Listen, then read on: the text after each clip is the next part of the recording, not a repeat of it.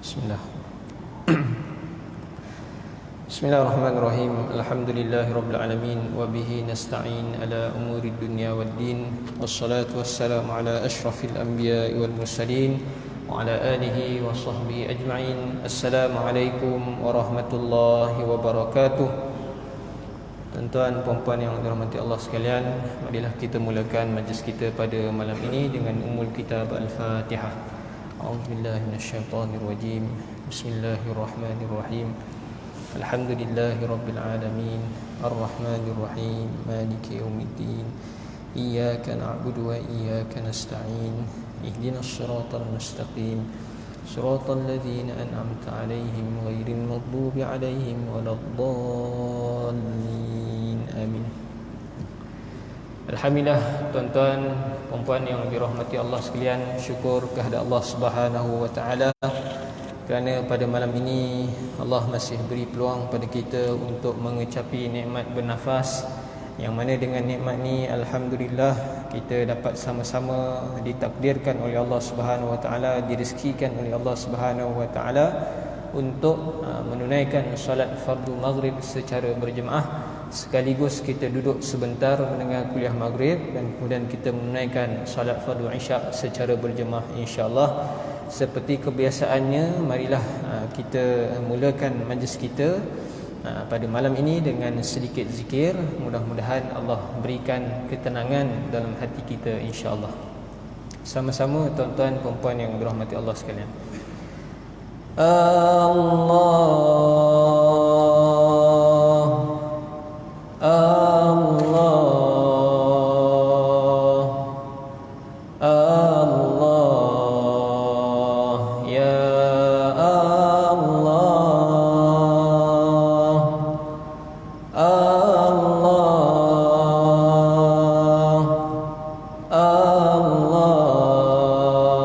Sama-sama tuan-tuan.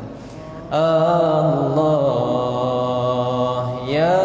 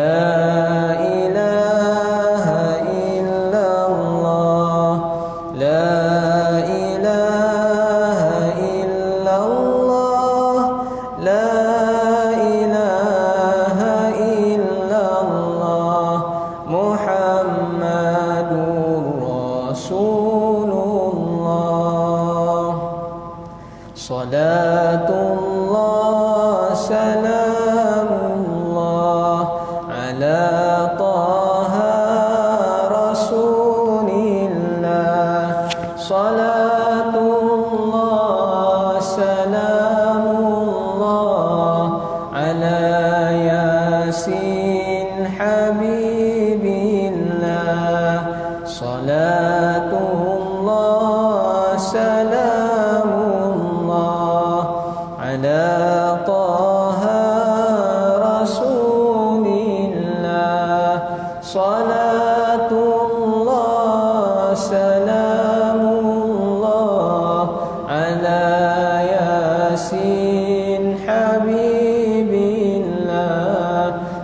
salatullah salamullah ala taha rasulillah salatullah salamullah ala yasin habibillah. Qala musannif hafizahullah wa nafa'ana bihi wa bi'ulumihi fid daraini amin. Tuan-tuan yang dirahmati Allah sekalian, insya-Allah pada malam ini kita akan menyambung perkongsian daripada kitab Indahnya Salat Berjemaah karangan Al-Fadhil Ustaz Khidir Hussein hafizahullah. Dan insya-Allah pada malam ini kita akan menyambung di muka surat yang ke-46 dalam subtopik menarik seseorang yang berada di dalam saf hadapan. Jika seseorang datang ke masjid dan tidak mendapati ruang kosong di dalam saf, maka menurut kebanyakan para ulama mazhab Asy-Syafi'i, dia boleh menarik orang lain yang berada di saf hadapan itu ke belakang bersamanya. Orang yang ditarik pula hendaklah membantunya dan bergerak ke dalam saf belakang. Perbuatan ini berdasarkan hadis berikut an Ibn Abbas radhiyallahu anhuma qala anna an-nabiyya amara al-ati waqad tammat as-sufuf ay yajtadhiba ilaihi rajulan yuqimuhu ila jambih. Yang maksudnya diriwayatkan daripada Ibnu Abbas radhiyallahu anhuma berkata bahawa Nabi SAW memerintahkan orang yang datang sedangkan saf-saf salat sudah penuh agar dia menarik seseorang kepadanya supaya orang itu berdiri, yakni salat di sebelahnya. Oleh itu kita disunatkan menarik seseorang untuk membantu kita membina satu saf jika keadaan ini berlaku. Dalam bab ini, subtopik ini membicarakan tentang apa perkara yang perlu kita lakukan bila mana kita datang di sesebuah masjid atau surau. Katalah tuan-tuan datang di masjid ini dan mendapati masjid saf solat di masjid ini adalah dah penuh. Mungkin saf kedua, saf ketiga mungkin masa itu dah penuh. Tak ada ruang lagi untuk tuan-tuan masuk di hadapan. Jadi apa yang perlu dilakukan adalah kita mengajak orang yang di sebelah, menarik orang di sebelah di depan untuk bersama kita di belakang. Tapi di mana keadaannya kita akan lihat seterusnya nanti. Perbuatan ini sangat dianjurkan dalam mazhab Hambali kerana mendirikan solat secara bersendirian di belakang satu saf adalah tidak sah menurut mereka. Kalau mazhab Hambali, siapa yang solat berjemaah satu orang saja tak sah solat tersebut. Tapi kita hanya dihukumkan sebagai makruh kalau kita datang-datang di sebuah masjid kemudian kita berdiri seorang diri di belakang, tak ada orang kiri kanan, maka dalam keadaan mazhab kita itu dipanggil sebagai makruh. Jadi berdasarkan kaedah al-khuruj minal khilaf mustahab, yang bermaksud keluar daripada perselisihan pendapat itu adalah sunat, maka kita digalakkan untuk melakukannya sebagai langkah berhati-hati. Walaupun begitu, menarik seseorang dalam solat hanya disunatkan setelah menepati beberapa syarat. Mana kata perbuatan kita menarik orang ke depan, menarik orang ke belakang adalah satu perkara yang sunat dalam mazhab Asy-Syafi'i. Sebab tu tuan-tuan jangan pelik kalau tuan-tuan tengah solat tiba-tiba ada orang cuit kat belakang, tarik ke belakang. Bagi orang yang belajar, dia tahu bahawa perbuatan tersebut adalah merupakan salah satu sunnah dalam mazhab Syafi'i, iaitu tidak membiarkan saf seorang diri belakang. Namun nak tarik seorang ke depan tersebut, dia ada 4 syarat. Dalam kitab I'anah At-Talibin menyebutkan ataupun menyenaraikan syarat-syaratnya, iaitu yang pertama dilakukan selepas mengangkat takbiratul ihram. Maksudnya kata kita angkat takbir dulu, Allahu Akbar, kemudian baru kita tarik orang. Jangan kita tarik dulu baru angkat takbir. Itu perbuatan kenapa tak boleh macam tu, nanti kita akan tengok di bawah. Itu pertama, syarat pertama. Syarat yang kedua adalah orang yang ditarik bersetuju untuk ke belakang. Bersetuju ni apa maksudnya? Kan bersetuju katalah kalau kita tarik seseorang tersebut, tapi orang tu mungkin dia tak faham atau dia tak belajar. Jadi dia balas balik. Kita kena tarik, dia balas balik, tak nak tarik. Jangan kita paksa dia pula ke belakang. Jadi syarat nak tarik orang ke belakang, mesti orang di depan tersebut bersetuju untuk ke belakang. Bersetuju mungkin dalam arti kata dia dah belajar berkaitan dengan perkara ni, iaitu dia kalau ke belakang sunat bagi dia untuk ke belakang bagi membantu rakannya yang berada di belakang. Jadi kalau kita tarik, orang tersebut dah tak nak, kan? Katalah dulu pun kalau solat kita ni soft, boleh dirapatkan. Saya cerita bab dululah, kan? Dulu antara sunnah kita juga bila kita lihat di sebelah ni ada renggang, kita disunatkan untuk tarik jemaah di sebelah tu untuk datang rapat kepada kita. Kalau renggang sangatlah. Tapi kalau jemaah tersebut, saya ingat lagi waktu saya mula-mula belajar bab tarik menarik ni, saya apply ataupun aplikasikan di masjid kampung saya. Ialah maklum kampung ni kita tak berapa belajar sangat berkaitan hal ehwal solat berjemaah. Jadi ada satu jemaah ni, saya tarik dia makin jauh dengan saya. Saya tarik balik makin jauh lagi dengan saya. Kan? Jadi dalam keadaan ketika tu, sebenarnya kalau kita tarik orang tu tak faham untuk dekat dengan kita, ataupun kita tarik orang depan untuk belakang, tapi orang tu tak faham, jangan kita buat lagi dan lagi. Cukuplah sekadar sebab apa? Sebab kita tahu mereka ni belum belajar. Jadi cukup sekadar sekali saja. Kalau kita tengok dia tak nak ikut, maka cukup sekadar itu sajalah. Itu yang kedua, orang yang ditarik bersetuju untuk belakang. Yang ketiga, orang yang ditarik ialah seorang yang merdeka, bukan dalam kalangan hamba. Ini keadaan pada zaman-zaman dahulu lah. Dalam keadaan sekarang tidak berlaku lagi bab hamba ni. Dalam dunia sekarang ni, bab hamba ni kita tawakuf. Ada hukumnya tapi kita tak guna pakai pada ketika ini. Sebab apa? Tak ada hamba lagi pada saat ini. Dan keempat, sah di hadapan tidak mempunyai dua orang sahaja.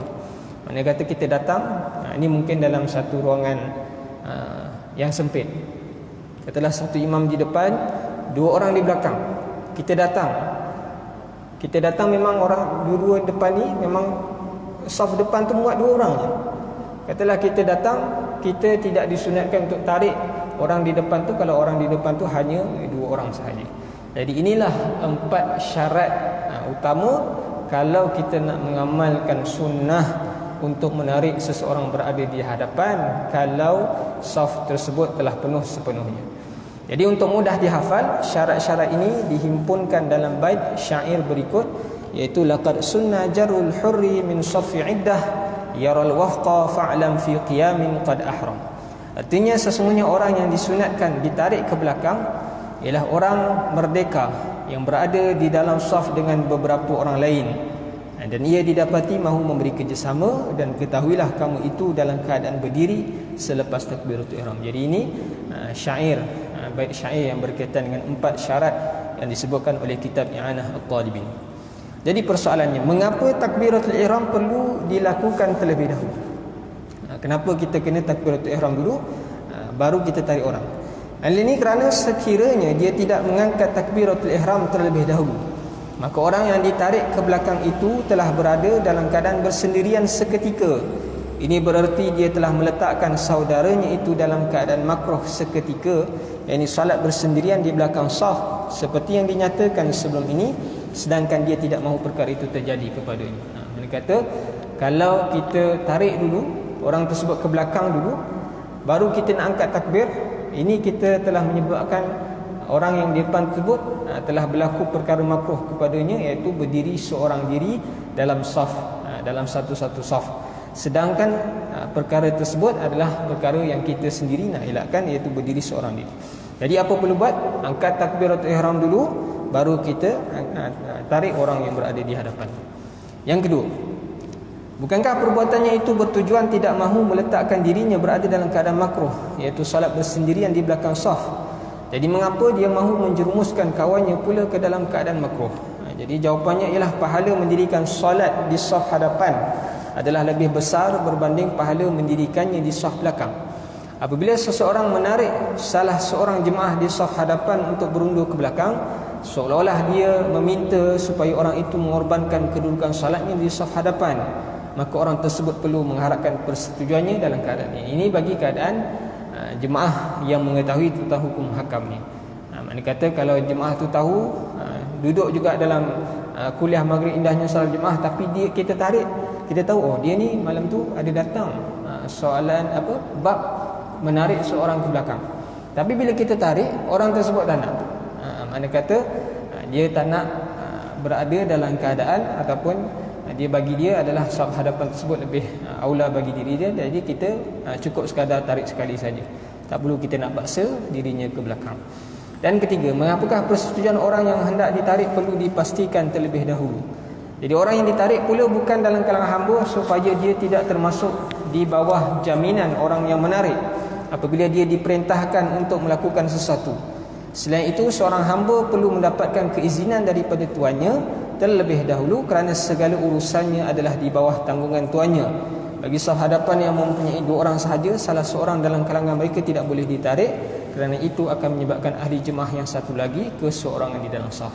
Jadi ini dalam bab hamba, iaitu kalau kenapa kita tak boleh tarik hamba, sebabnya seorang hamba ni apa sahaja yang dilakukan dia perlu minta izin pada tuannya.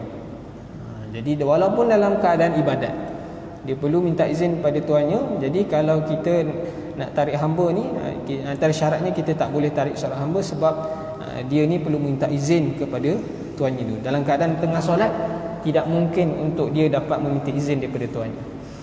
Jadi siapakah yang perlu ditarik?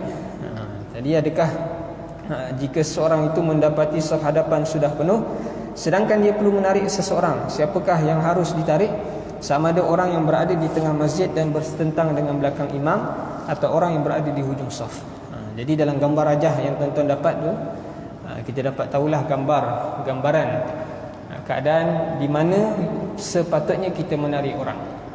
Maknanya katalah kita datang 2-3 saf dah penuh. Jadi adakah kita terus datang ke tengah atau kita datang ke hujung sana? Jawabnya seperti mana gambar rajah tersebut, kita datang di hujung kanan sebelah sekali, di hujung kanan sekali, dan kita angkat takbir, kemudian kita tarik orang di depan ke belakang.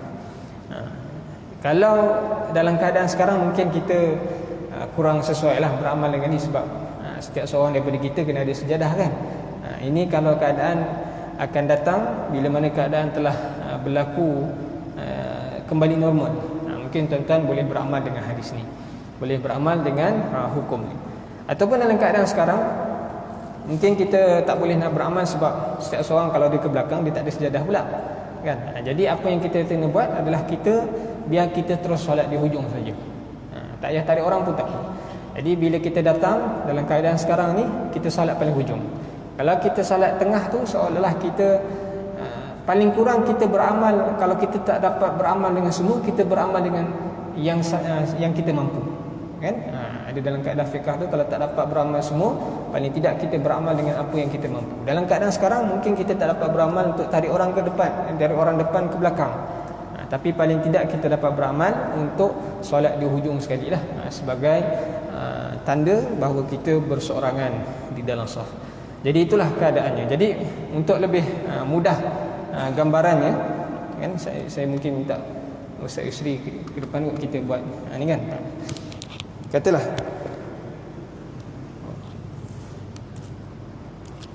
tak apalah, live ni tak apa kan. Okey, katalah saf depan ni dah penuh.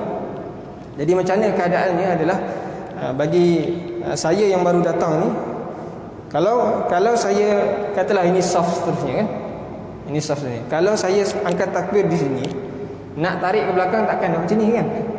Jadi sebab tu dalam gambar rajah tersebut adalah kita ambil dekat betul-betul rapat dengan dia, kita angkat takbir, kemudian kita tarik ke belakang, ataupun tarik di mana-mana lah, tarik ke kiri atau kanan. Kemudian selepas tu bila dia dah faham, barulah kita slow-slow ke belakang dan kita meneruskan solat seperti biasa. Jadi tuan-tuan kalau keadaan normal, tuan-tuan dah faham berkaitan dengan kaedah fiqh dalam mazhab Syafi'i berkaitan ni, tuan-tuan boleh amalkan. Itulah tuan-tuan dah nampak muka-muka ni yang datang solat jemaah, tapi kita solat kat sana pula, oh orang ni dah belajar, jadi kita boleh tarik dia. Jadi dalam keadaan ni tuan-tuan tahu, jangan tuan-tuan bila datang saf yang seterusnya tuan-tuan tarik jauh kan. Paling tidak tuan-tuan pergi depan sikit, macam tadi tarik sikit. Kalau dia nak ke belakang, maka kita ke belakang bersama sebagaimana yang disebutkan ataupun ditunjukkan dalam kitab Indahnya Solat Jemaah. Terima kasih Ustaz Yusri. Okey, itu berkaitan dengan menarik jemaah dalam saf. Kita teruskan dengan muka surat 48. Jadi pengarang kitab Fathul Bari mengatakan, jika seorang lelaki mendapati saf hadapan sudah penuh, hendaklah ia pergi ke hujung saf sebelah kanan berdiri di belakang orang kedua akhir, kemudian takbiratul ihram. Selepas itu ia menarik orang yang paling hujung saf hadapan itu untuk bersamanya ke belakang agar ia tidak bersendirian. Jadi di sini penulis kitab ini, penyusun kitab ni Al-Fadhil Ustaz Khidir menambah, sekiranya dua orang atau lebih datang untuk mengerjakan solat, maka mereka hendaklah kembali kepada kaedah asal, iaitu memulakan saf daripada tengah. Ini berdasarkan hadis an Abi Hurairah radhiyallahu anhu qala Rasulullah sallallahu alaihi wasallam wasitul imam wasuddul khalal. Yang maksudnya daripada Abu Hurairah radhiyallahu anhu, beliau berkata, Rasulullah sallallahu alaihi wasallam bersabda, jadikanlah imam berada di tengah dan tutuplah ruang-ruang kosong. Jadi oleh itu sesiapa yang menghadapi situasi sedemikian, maka dia hendaklah membezakannya agar tidak melakukan kesalahan yang lain pula. Jadi keadaannya adalah dalam keadaan, katalah kita datang berdua, jadi ia kembali kepada asal. Sebelum subtopik menarik seorang yang berada di dalam saf hadapan ni, kita ada subtopik yang pertama berkaitan dengan memulakan saf daripada tengah. Jadi kalau kita datang berdua, tak perlu kita ambil hujung, kita mulakan daripada tengah. Jadi dalam keadaan seseorang itu, bagaimana keadaan seorang itu bila dia datang, saf depan dah penuh, tapi dia 2 orang, 3 orang, 4 orang lebih daripada seorang, maka dia boleh mulakan daripada tengah. Lalu saya pernah juga bertanya, bagaimana keadaan, katalah kita datang seorang diri, kita dah cek keadaan belakang, memang tak ada nampak gaya orang akan datang lagi, jadi kita pun solatlah di hujung, kan? Kita solatlah di hujung. Jadi tiba-tiba ada jemaah lain datang, kan? Kita dah solat kat hujung tadi, mungkin kita dah tarik orang ke belakang ataupun tak tarik orang ke belakang. Jadi dalam keadaan, katalah kalau kita tengok, kita baru datang, kita tengok ada seorang saja solat di sana, jadi kita afdalnya ialah kita solat bermula daripada sana, walaupun kita datang dalam keadaan 2-3 orang. Jadi tapi boleh, kalaulah kata kita tengok di sana dah 2 orang, jadi kita yang baru datang mungkin 2-3 orang, kita boleh mulakan daripada tengah. Mungkin ada lopong sikit lah, tapi lama-lama nanti orang akan penuhkan. Jadi itulah keadaan bagaimana sekiranya kita dah solat di sana, tiba-tiba ada orang datang, jadi orang yang datang tu nak solat di hujung ataupun di tengah. Ini keadaan menarik seseorang yang berada di dalam saf hadapan. Jadi kita teruskan dengan subtopik yang seterusnya, iaitu jarak di antara saf melebihi 3 hasta. Di situ ada, saya buat nota sikit kan, kalau tuan-tuan yang ada layan fotokopi yang saya berikan tersebut, hasta ni, satu hasta lebih kurang macam ni lah, kita punya daripada siku ke sini. Jadi makruh kalau kita solat tersebut kita melebih daripada 3 hasta.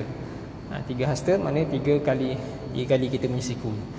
Dalam 3 hasta tersebut, dalam masa sekarang ni lebih kurang 6 meter, kan? Sebab satu hasta lebih kurang dalam 2 meter. Jadi jika beberapa orang sampai ke masjid dan mendapati solat berjemaah sedang didirikan dan jarak di antara saf melebihi 3 hasta, apakah yang mereka perlu lakukan? Adakah mereka perlu masuk ke dalam saf belakang atau membuat saf di antara 2 saf yang berjauhan ini? Bagi menjawab soalan ini, saya merujuk kepada kandungan yang terdapat dalam kitab I'anah Talibin yang bermaksud, katanya, dan disunatkan agar jarak di antara 2 saf dan saf pertama dengan imam tidak lebih daripada 3 hasta. Jika melebihi jarak tersebut, maka makruh bagi mereka yang baru datang untuk masuk ke dalam saf bersama mereka yang berada di saf belakang. Sekiranya mereka melakukannya juga, maka mereka tidak mendapat pahala salat berjemaah. Ini diambil daripada kata-kata Al-Qadi, yakni Qadi Husain, sekiranya jarak antara imam dengan makmum di belakangnya melebihi 3 hasta, maka mereka telah mensia-siakan hak mereka yang baru tiba.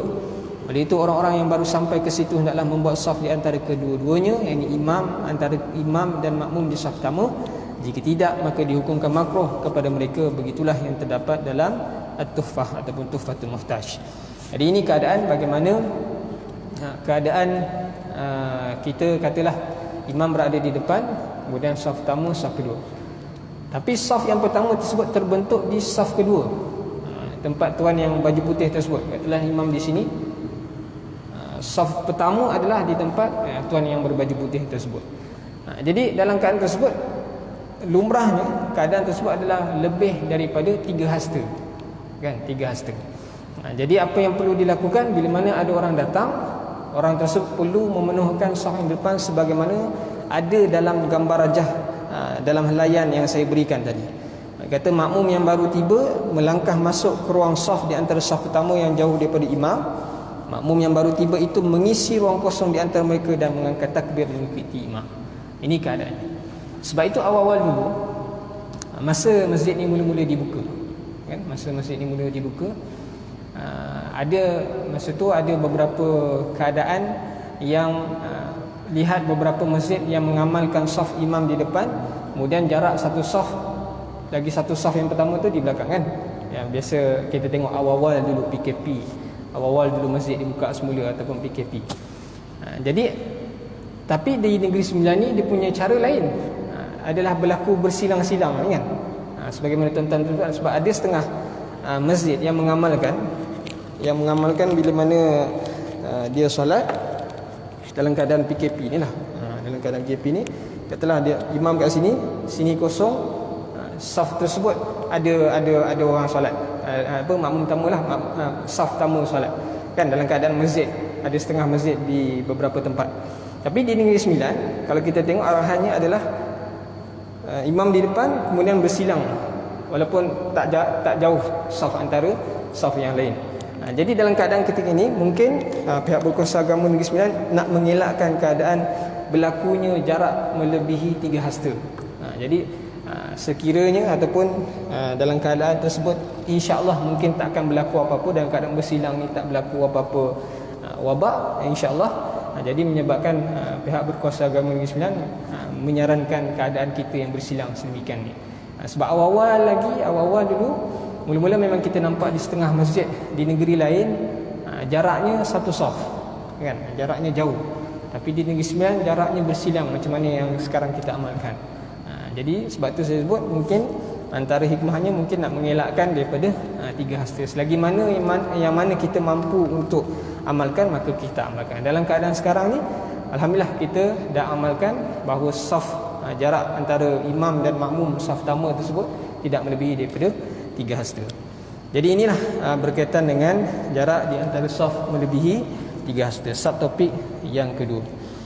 Subtopik yang ketiga pula adalah berkaitan dengan makmum di luar saf rukuk bersama imam. Jadi makruh bagi seorang lelaki yang salat secara bersendirian di belakang satu saf yang masih belum penuh. Terdapat beberapa buah hadis yang melarang seseorang salat secara bersendirian di belakang saf. Antaranya an Ali radhiyallahu anhu bin Syaiban anna Rasulullah sallallahu alaihi wasallam ra'a rajulan yusalli khalfa as-saffi fawaqafa hatta insarafa ar-rajul faqala lahu istaqbil salatak fala salata limunfaridin khalfa as-saffi. Yang maksudnya daripada Ali bin Syaiban bahawa Rasulullah sallallahu alaihi wasallam melihat seorang lelaki salat di belakang saf secara bersendirian. Maka Rasulullah sallallahu alaihi wasallam berhenti dan terus menunggu lelaki itu sehingga dia selesai salat. Kemudian baginda bersabda kepadanya, ulang salatmu itu, tidak ada salat bagi orang yang salat secara bersendirian di belakang saf. Hadis yang lain an Wasibah ibni Ma'bad radhiyallahu anhu anna Rasulullah sallallahu alaihi wasallam ra'a rajulan yusalli khalfa as-saffi wahdah fa amara an yu'ida salatah. Yang maksudnya daripada Wasibah bin Ma'bad radhiyallahu anhu bahawa Rasulullah sallallahu alaihi wasallam mendapati seorang lelaki salat di belakang saf secara bersendirian, maka baginda sallallahu alaihi wasallam memerintahkannya untuk mengulangi salatnya semula. Jadi inilah sebenarnya dua hadis yang diterima pakai. Kalau tadi kita dah beritahu di awal tadi, jangan kita salat saf seorang diri di belakang. Dalam ulama-ulama mazhab Hambali mengatakan kalau seorang itu salat seorang diri di belakang, salatnya tak sah dan perlu diulang balik solat tersebut. Jadi sebab apa? Sebab inilah antara dalil yang dipegang oleh mereka. Jadi daripada hadis-hadis di atas, dua hadis ni, para fuqaha telah berselisih pendapat tentang hukum solat seseorang di belakang saf secara bersendirian. Jadi Dr. Wahbah Az-Zuhaili telah mengulas masalah ini di dalam kitabnya Al-Fiqhul Islam wa Adillatuh, seperti mana berikut, iaitu yang pertama, pendapat para ulama mazhab Hambali yang menyatakan solat seseorang yang dikerjakan sebanyak satu rakaat yang sempurna di belakang saf secara bersendirian adalah rosak dan tidak dikira serta wajib mengulanginya. Ini pandangan mazhab Hambali. Lalu dalam pandangan mazhab kita ataupun jumhur ulama yang lain mengatakan, selain mereka menyatakan jika seseorang itu mengerjakan salat di belakang saf secara bersendirian, maka salatnya dikira tetap sah. Ini berdasarkan hadis berikut. An Abi Bakrah radhiyallahu anhu annahu intaha ila an-nabi sallallahu alaihi wasallam wa huwa raki', faraka'a qabla an yasila ila as-saffi, fadzakara dzalika lin-nabi sallallahu alaihi wasallam, faqala zadakallahu hirsan wa la ta'ud. Yang maksudnya daripada Abu Bakrah radhiyallahu anhu bahawa dia telah sampai untuk mendirikan salat berjemaah sedangkan Nabi sallallahu alaihi wasallam sedang rukuk. Lalu dia pun rukuk sebelum tiba ke dalam saf. Maka dia memberitahu kepada Nabi sallallahu alaihi wasallam mengenai perkara itu selepas salat. Baginda bersabda, semoga Allah menambahkan kesungguhan kepadamu untuk melakukan kebaikan dan jangan kamu ulangi perkara itu lagi. Jadi dalam hadis ni dia menceritakan tentang seorang sahabat Nabi sallallahu alaihi wasallam bahawa Abu Bakrah, sahabat Nabi SAW, katalah Nabi SAW sedang salat di depan. Jadi Sayyidina Abu Bakrah melihat Nabi SAW sedang rukuk ketika itu. Yang mana kita daripada kecil kita dah tahu bahawa kalau kita nak dapatkan rakaat bersama imam, last kali adalah momen last kali adalah waktu rukuk, kan? Kita dapat rakaat bersama imam. Jadi Sayyidina Abi Bakrah radhiyallahu anhu ni melihat Nabi rukuk, walaupun dia tak sampai saf depan, dia sempat di saf belakang, mungkin dalam berapa jarak lebih daripada 3 hasta. Dalam keadaan tersebut dia terus menunaikan solat, angkat takbiratul ihram, terus rukuk bersama baginda Nabi sallallahu alaihi wasallam. Jadi selepas sahaja selesai solat, maka Sayyidina Abi Bakrah bertemu kepada Rasulullah dan menceritakan perkara ini. Nabi sallallahu alaihi wasallam kata, jangan kamu ulangi perkara itu lagi. Jadi hadis inilah, dalam hadis ini Rasulullah SAW tidak menyuruh Abu Bakrah supaya mengulangi salatnya, tetapi baginda hanya mendoakan dan menasihatinya agar lebih berhati-hati pada masa akan datang. Namun demikian, para ulama mazhab Syafi'i dan Hanafi mengatakan bahawa salat itu sah dan dihukumkan makruh. Jadi inilah dalam mazhab Syafi'i mengatakan perbuatan salat seorang diri, tak kiralah dia solat di belakang betul-betul direct dengan makmum yang depan, ataupun dia solat lebih daripada 3 hasta. Solatnya tu tak batal, tapi dia dikira sebagai makruh. Tapi nanti ada perbincangan lain. Kalau lebih daripada 300 hasta, tu boleh jadi solat dia tidak sah. Tu perbincangan nanti kita akan masuk. Katalah kalau macam keadaan baru-baru ni PKP kan, waktu pintu pagar ditutup.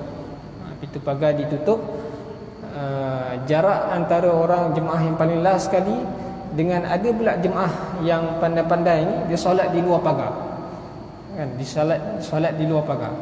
Memang ada pandangan yang mengatakan solatnya tersebut sah kalau tak lebih daripada 300 hasta. Bila pihak masjid mengira keadaan masa tu kami mendapatkan pandangan daripada Jabatan Mufti. Jabatan Mufti mengatakan boleh ambil pandangan yang mengatakan, walaupun ada pandangan kata memang tak sah terus, sebab syarat orang yang solat ni adalah dia mesti mampu sampai dengan makmum yang paling hadapan. Kalau dia berada dalam keadaan tempat yang terkunci, dia tak mampu sampai ke depan, walaupun lebih daripada 300 hasta, maka solatnya tak sah. Memang ada pandangan tersebut. Nanti belakang ni kita akan bahaskan. Tapi ada waktu ketika itu Jabatan Mufti mengatakan boleh mengambil pandangan yang sah, iaitu kita kira adakah lebih daripada 300 hasta atau tak. Jadi kami pihak masjid mengira jarak tersebut, dan mereka ni tak melebihi daripada jarak 300 hasta tersebutlah. Jadi dalam jarak 300 hasta ni lebih kurang 150 meter. Masa tu bila kami kira dalam 90 meter lebih saja masa tu. Jadi inilah beberapa perbincangan berkaitan dengan saf-saf salat berjemaah yang akan kita tengok nanti akan datang. Kita teruskan sikit lagi. Jadi semasa menguraikan masalah ini, pengarang kitab Nailul Awtar mengatakan bahawa para ulama yang menyatakan salat orang yang berbuat demikian sah kerana pertama, boleh jadi suruhan untuk mengulangi kembali salat adalah berbentuk sunat sebagai penekanan supaya perbuatan tersebut tidak diulangi lagi. Mungkin kita pelik, tadi Rasulullah suruh ulang, yang kali kedua ni Rasulullah tak suruh ulang pula. Jadi macam mana keadaan? Jadi sebab itulah dalam kitab Nailul Awtar menyebutkan perkara utama tadi, iaitu boleh jadi suruhan tersebut adalah berbentuk sunat. Jadi ada pendapat yang mengatakan bahawa cara yang lebih utama ialah menghimpunkan maksud hadis di dalam bab ini, iaitu situasi Abu Bakrah tidak disuruh untuk mengulangi salatnya adalah sama dengan keadaan seorang yang melakukannya disebabkan keuzuran dan takut tidak dapat mengerjakan salat jika dia memasuki saf terlebih dahulu. Manakala yang kedua, hadis-hadis yang menyuruh pelakunya mengulangi salat dah sama dengan keadaan seorang yang melakukannya tanpa sebarang keuzuran. Jadi boleh jadi kenapa Rasulullah menyuruh orang tadi salat, mungkin dia tak ada uzur, dia terus mula daripada salat ke belakang. Jadi dalam keadaan Sayyidina Abu Bakar tadi, dia salat ke belakang tersebut dalam keadaan dia rukuk, ada keuzuran dia nak mendapatkan rakaat dengan baginda Nabi SAW, maka dalam keadaan tersebut Nabi tidak menyuruh beliau ni untuk mengulangi salatnya. Adapun sahabat Nabi yang mula daripada belakang, daripada mula, maka Nabi suruh mengulangi salatnya tersebut.